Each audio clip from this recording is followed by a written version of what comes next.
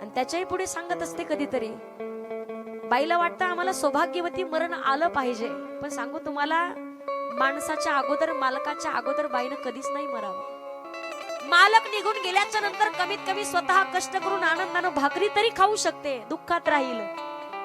पण तुमच्या अगोदर, मालकाच्या अगोदर जर बाई निघून गेली ना, तर माणसाचा आयुष्यभर वनवास होतो. जेवढा हट्ट, जेवढा अधिकार स्वतःच्या पत्नीवरती माणसाचा असतो ना, तेवढा अधिकार स्वतःच्या पोटच्या लेकरावरती दाखवू शकत नाही, तेवढा अधिकार स्वतःच्या सुनेवरती दाखवू शकत नाही, ना कुठल्याच व्यक्तीवरती नाही. पण म्हातारपणाला शेवटपर्यंत स्वतःच्या एकमेकांची साथ गरजेची असते. का? रथाला 2 चाकं असतात, रथाचे दोन्ही चाकं जोपर्यंत व्यवस्थित आहे तोपर्यंत रथ चालतो.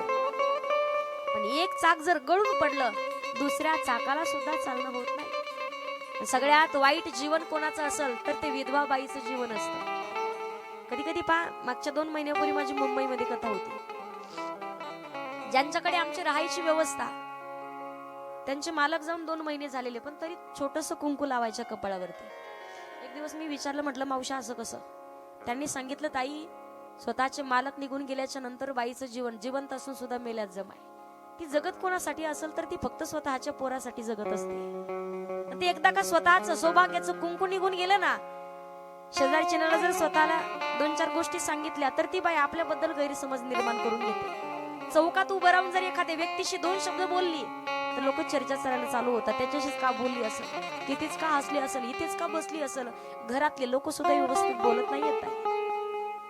त्यासाठी सांगितलंय, पती पत्नीची साथ ही शेवटपर्यंत. लेकरं म्हणतो आपण, म्हातारपणाचा आपली आधार आहे, आपली काठी आहे, पण तरी सुद्धा पती पत्नी शेवटच्या श्वासापर्यंत सोबत असावीत, तरच एकमेकाला किंमत राहते.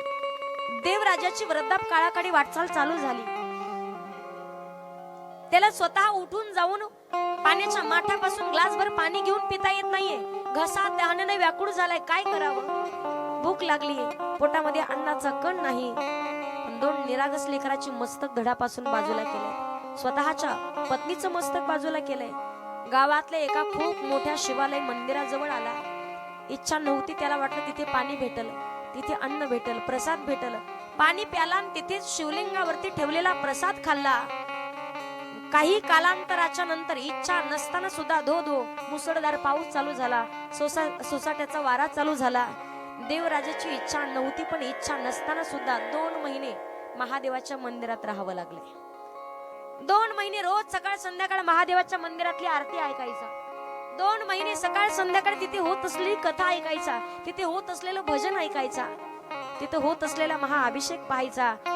आयुष्यभर चांगलं कर्म केलं नाही, पण जेव्हा तोच 2 महिन्याच्या नंतर देवराज गतप्राण झाला, तेव्हा शिवदूत आणि यमदूत घेण्याकरिता आले. यमदूत म्हणे, आम्ही याला यमलोकाला घेऊन जाणार. शिवदूत म्हणे, नाही, शेवटपर्यंत नाही चांगलं कर्म केलं, पण शेवटच्या श्वासाला त्याला मरण कुठं आलंय? महादेवाच्या मंदिरात. आम्ही तुम्हाला त्याला नरकात नाही, यमलोकाला नाही, तर आम्ही त्याला शिवलोकाला घेऊन जाणार, स्वर्गात घेऊन जाणार. कशामुळं? शेवटच्या वेळेला फक्त 2 महिने इच्छा नसताना सुद्धा महादेवाच्या मंदिरात राहिला. कथा का ऐकायची? तुमची इच्छा असू द्या अथवा नसू द्या, तरी कथेत बसावं माणसाला. तुम्ही पहा, चुलीतला आर माहिती तुम्हाला, विस्तवावरती खूप पैशावाल्या माणसाचा पाय पडला तर जरा चटका कमी बसतो का? मग गरीब माणसाचा पाय पडला तर चटका जास्त बसतो का? सारखाच. पैशावाल्या माणसाचा पाय पडला तरी चटका तेवढाच आहे, आणि गरीब माणसाचा पाय पडला तरी चटका. तशी इच्छा असली तरी कथेत बसा आणि इच्छा नसली तरी कथेत बसा, तरी पुण्य तेवढंच भेटणार आहे. फक्त या धर्ममंडपात बसण्यासाठी संतांनी वर्णन केले, जन्मोजन्मी आम्ही बहु पुण्य केले आणि तेव्हा या विठ्ठले कृपा केली. कोणाच्या नशिबात नाही एवढं मोठं धार्मिक कार्य. मी कधीतरी स्वतःला भाग्यवान समजते की देवानं आम्हाला कमी वय त्याची सेवा करून घेण्याकरता निवडले. कोणाच्याही नशिबात या गोष्टी घडत नाहीये. त्यासाठी श्रीमद भागवत महापुराण कथे एक सुंदर भजन येते पहा भागवत कथेमध्ये. निकलेगा मेरी भक्ति का परिणाम, मेरे घर भी आएंगे घनश्याम. निकलेगा मेरी भक्ति का परिणाम, मेरे घर भी आएंगे घनश्याम. हरिदास हूँ, हरिदास हूँ, हरिदास हूँ,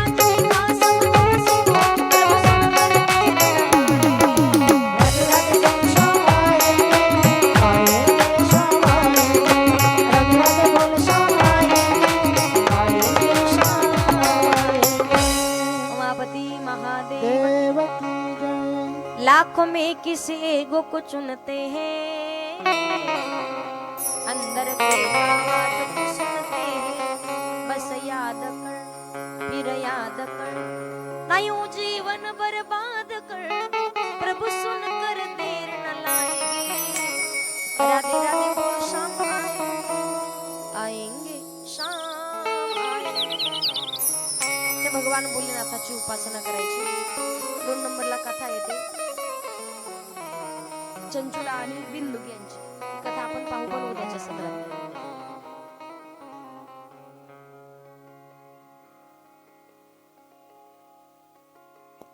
उद्या बरोबर 1 ते 4 या वेळेत कथा होईल। सर्व महिला मंडळांना विनंती आहे, प्रत्येक बाईनं आपापल्या 4-4 मैत्रिणी आणायच्या। मुलीला कुठं संक्रांतीला, कुठं दिवाळीला, दसऱ्याला बोलवण्यापेक्षा तुमच्या बहिणी असतील, तुमच्या नंदा असतील, नसल पटत तरी बोलवा।